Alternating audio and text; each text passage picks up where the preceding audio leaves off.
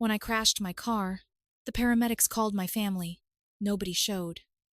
An hour later, my brother posted, "Road trip with the real crew." I stayed silent. 4 days later, still bruised and bandaged, my phone lit up. 41 missed calls and one request on Venmo. $3,100 for the cabin weekend. Everyone's chipping in. Then a message from Mom. "Call back. It's urgent. We can't fix this without you." I got angry, and the day I crashed my car was the day I finally saw my family for who they really were. I hadn't even planned to be on the road that morning. I was supposed to fly back from Denver after a 3-day client conference, but Luke called me the night before, asking if I could send him some money for a weekend cabin trip he wanted to take with our sisters and a few friends. He made it sound urgent, something about needing to book before midnight or losing the deal. He didn't have enough on his card, said I'd get paid back by Monday. I didn't even hesitate. I told him I'd cover it again. That's just how it worked with my family. They called. I answered, always. The problem was the money I sent left me just short for a next-day flight, so I figured I'd drive home through the night instead. I didn't tell anyone that part. No point. They never really asked about the details of my life anyway. I left Denver around midnight. The highways were slick from a light snow that had melted earlier and then frozen over again. About 40 minutes from home, I hit a stretch of black ice near a curve, and that was it. A semi ahead of me lost control, jackknifed across the road. I tried to brake, swerved left too hard. The wheels lost grip. I spun, hit the guardrail, then flipped. The airbag saved me, probably, but it felt like my insides had been crushed.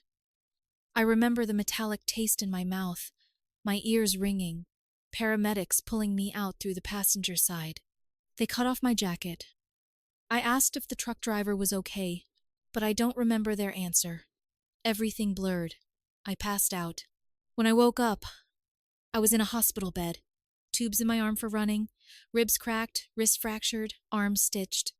The whole right side of my body felt like it had been worked over with a hammer. The nurse told me I was lucky. Said I'd probably be kept for observation a few more days. I asked if anyone had come. She checked the chart, said the paramedics called all my emergency contacts at the scene. Messages were left. Still, no one showed. I waited. I stared at the ceiling for hours, checking my phone every few minutes. Battery down to 12%. No texts, no missed calls. Then around 9:30 a.m., my brother posted on Instagram a photo of him, my sisters Erin and Michelle, and my parents crammed into the SUV, holding up energy drinks and grinning like they were about to hit Coachella. The caption said, "Road trip with the real crew." It had been posted less than an hour after my crash. I read it 3 times, kept checking the timestamp, thinking maybe it had been posted earlier and just refreshed. It wasn't. They knew.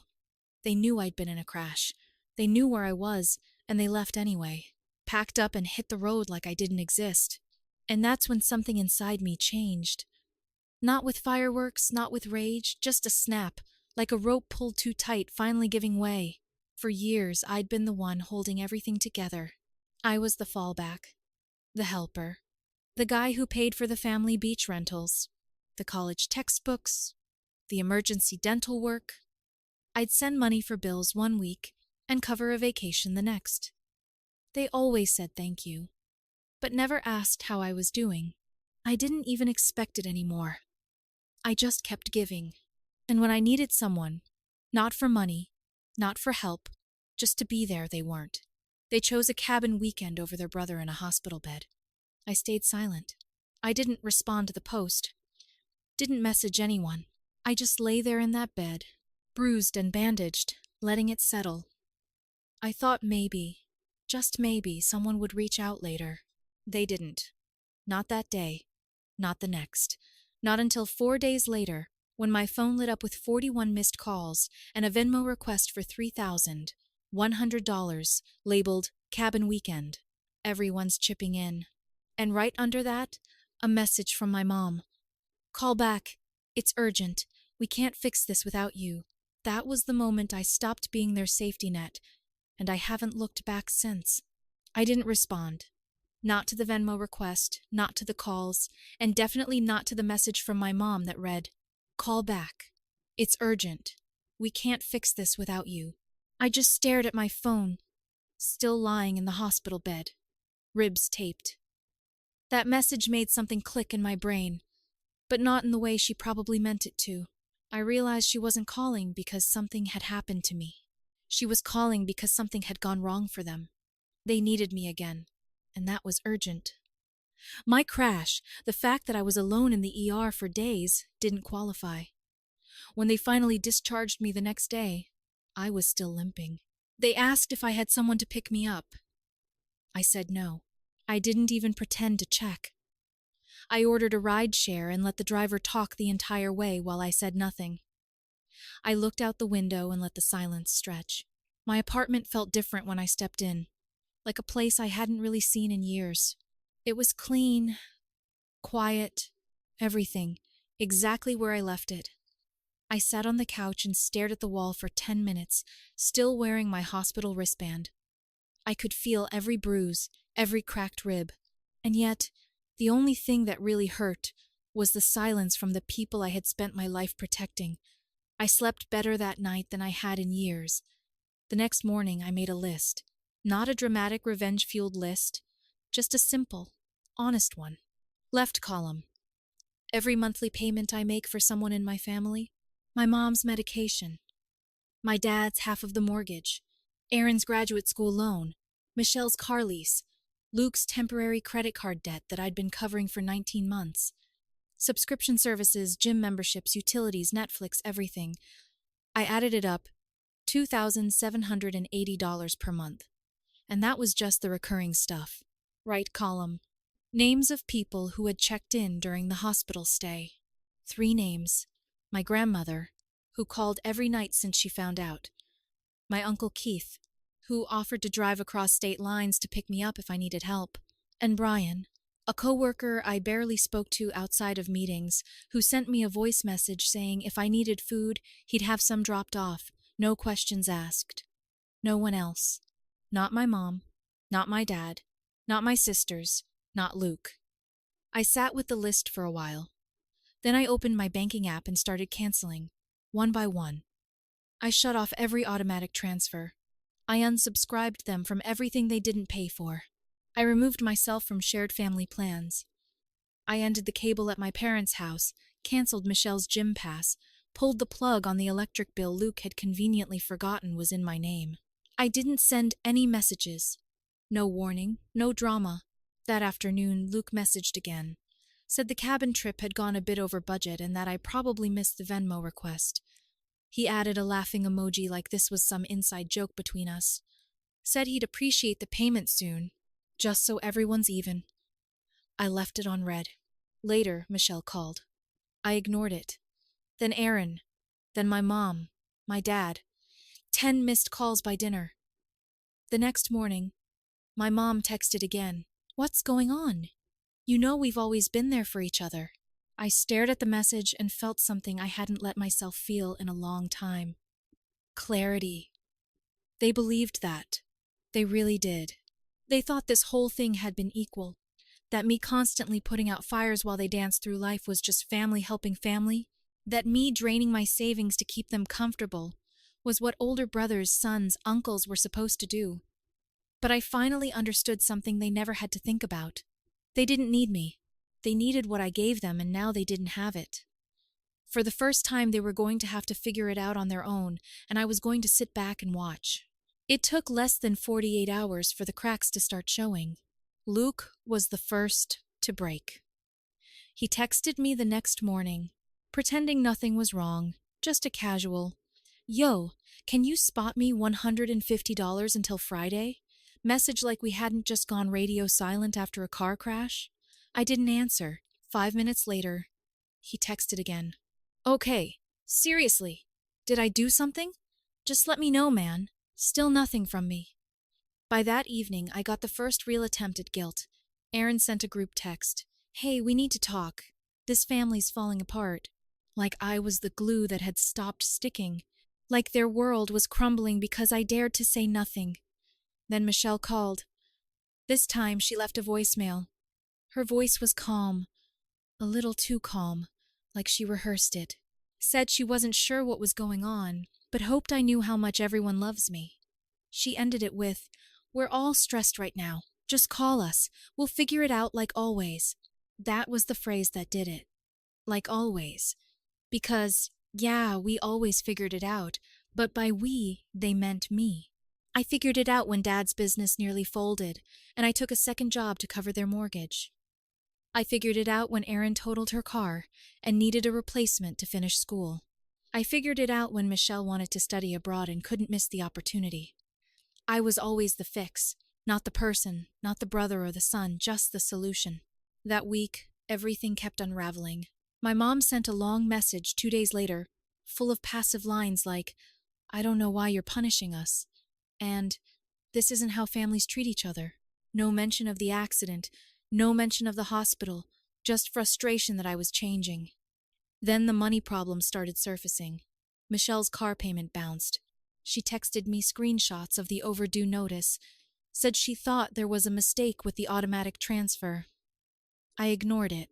Erin emailed me, not texted, emailed, asking if I could please reinstate the loan payment just for this month. She framed it as temporary again. It always was. Then came my dad. He called 3 times in a row, then left a message that wasn't angry or even confused, just tired. Said the mortgage payment hadn't gone through, and that if something had changed, I should have been man enough to say so. Man enough. He wanted a conversation. But where was that conversation 4 days ago, when I was bleeding in a trauma ward? That's when I knew they weren't sorry. They weren't reaching out because they realized what they'd done. They were reaching out because their comfort had been interrupted. It wasn't me they missed. It was the version of me that always said yes. I started getting calls from unfamiliar numbers. At first, I thought they were spam. Then I realized Erin had given my number to one of her classmates. She wanted them to help talk some sense into me. Michelle had her friend message me on Instagram saying, "I was hurting everyone." Luke posted a cryptic story about how some people only show their true colors when they stopped needing you. It was bizarre. Surreal. Like they had all agreed I was broken because I stopped playing my role. Then my grandmother called again. She asked how I was healing, said she had a pot of soup in the freezer if I wanted it. Never once asked about the money or the fallout, just wanted to know if I needed anything. Same with Uncle Keith. He sent me a prepaid grocery delivery and said to rest up. The contrast was blinding, and that's when I started to feel it. Not just anger, but power. For the first time in my life, I wasn't being used. I wasn't being manipulated. I was in control of who I let in, who got access, and one by one the doors were closing. The panic from my family was just beginning, and I wasn't even close to done. By the end of the week, I stopped counting the missed calls. They weren't slowing down. They were multiplying. Michelle called 10 times in one morning. Erin emailed again, this time copying our dad. Luke tried tagging me in an old photo on Facebook with the caption, "Family sticks together even when it's hard." It was like they were all trying to bait a reaction, any reaction. I gave them none. Instead, I focused on something they hadn't yet remembered. The family business. I'd been running it behind the scenes for years. My dad started it. A mid-sized remodeling company that stayed afloat because I kept the books clean, negotiated supplier contracts, and handled the licenses and legal messes. My parents played the front-facing roles, but without me, it was a stack of cards balancing on trust and old habits. I built the structure. I'd kept it profitable, and I owned the LLC, quietly transferred to me 5 years ago, when my dad needed a personal loan and couldn't get one from a bank. They never read the fine print. I didn't think I'd ever use that leverage. I had kept things running because I wanted them to succeed, because I thought we were a team. But after the accident, after their silence, their selfishness, and the wave of entitled messages, it was time to shift things. I didn't make a public announcement. I didn't call a meeting. I just logged into the back-end systems, paused the company's accounts payable, revoked admin access for every family member, and updated the website to reflect a new message. Operations paused under restructure. Then I emailed the suppliers directly, the electricians, drywall guys, cabinet wholesalers, and told them payments would resume shortly under a new structure. I was professional, calm, cold even. I knew it wouldn't take long for the fallout to hit. By the next afternoon, my dad called 7 times. Then my mom. She left a voicemail this time, emotional, not angry, just panicked. Said the team had shown up for a project that morning and no one could access the client files. Said a supplier called. About a hold. She ended with, "What's happening? Please, this isn't like you." But it was exactly like me. The me they never took seriously. 2 hours later, I got an unexpected call from my cousin Kyle. We hadn't spoken in almost a year. He was always the quiet one at gatherings, never got involved in family messes. He said, "Hey, I know things are messy right now, but good for you. Seriously, I saw what they did after your crash. They knew, and they left anyway." I asked how he knew. He told me something I hadn't expected. Apparently, Luke had posted a story on the way to the cabin, a clip in the car where Aaron literally says, "Well, he's in the hospital. What are we going to do? Sit around and cry?" Followed by laughter. Kyle saw it before it got deleted. A few people in the extended family did. It wasn't just silence. They mocked it. That hit different. I sat with that one for a while. I thought their absence was neglect, but it was worse. It was dismissal. The next morning, I finalized the change. The company would continue, but without them. I filed paperwork to change the official address, froze all payroll access except my own, and scheduled a new meeting with a small crew I trusted, a few guys who'd stuck around even during slow seasons. I offered them contracts, better ones I used to save for my family. Let my parents and siblings figure it out. Later that evening, Luke sent one more message. "You're overreacting. You're going to burn the whole family down over one bad weekend." I didn't reply, but I wanted to say it wasn't one bad weekend. It was every single one they asked me to carry, and the first time I needed them, they left. They still didn't understand what was really happening. But they were about to learn, and not because I wanted revenge, but because for once they were going to feel what it meant to stand on their own or fall. The fallout came fast, but not loud. It was like a quiet unraveling that got messier with every hour. I hadn't planned on checking in on them, but updates kept finding me. Contractors I'd worked with for years were forwarding me frantic messages from my dad. His tone was all over the place, one moment polite, the next threatening. He was demanding supplier access, asking why the accounts were frozen, claiming it was a glitch. Some of the guys just laughed and sent me screenshots. One wrote back, "Didn't know your old man was such a talker. Thought you handled all the real stuff." He was right. Luke, of course, took a different route. He started posting vague story updates. One showed the company van parked at the edge of the driveway with the caption, "When you give your whole life to something just to get blindsided," as if I hadn't kept him employed through at least 5 of his burnout career phases. The last job he had before working for the family business lasted 6 weeks, and I helped him get that one too. Then Erin messaged me again. She tried to come in soft, said she knew things were weird, but hoped I could front her tuition just one last time, that she'd talked to Mom and everyone was ready to apologize. She even added, "We were just overwhelmed during the trip. No one knew how serious your crash was." I didn't respond, because I'd heard her say it on video. I hadn't told anyone I'd seen the clip Kyle mentioned, the one Luke posted briefly during their drive to the cabin, where Aaron literally laughed and said, "Well, he's in the hospital. What are we going to do? Sit around and cry." I found it saved in a screen recording someone else had taken. It circulated in our extended family chat briefly before getting pulled down. They joked, mocked, then drove off without a second thought. I didn't say a word about it, but it was there in the back of my mind every time I looked at a new message pretending to care. Then something unexpected happened.